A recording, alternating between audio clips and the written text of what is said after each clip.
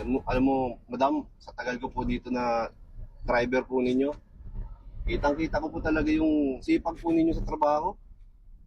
Halos wala na kayong panahon para sa sarili ninyo. Paano kaya kung magbakasyon muna kayo? Suggestion lang naman. Eh, palagay ko, kailangan nyo rin talaga yun para sa isip ninyo. Para makapag muni-muni kayo, para makapag-isip-isip kayo. Kasi palagay ko parang napapagod na kayo. Palagay niyo, madam.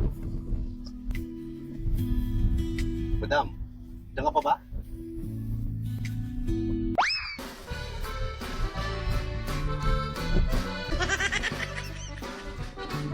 Pampira. Tulog pala yung mga kasama ko. Salita ako ng salita dito. Kaya pala walang sumasagot. Ano si madam? Hindi mo lang nagsabi. Tutulog pala siya. Sorry po, pero kailangan na po namin bukahin. Tama na po. Sige po. Nasaan na po ba tayo? Nasa BGC na po tayo, madam. Sakto, marami na pong kainan dito.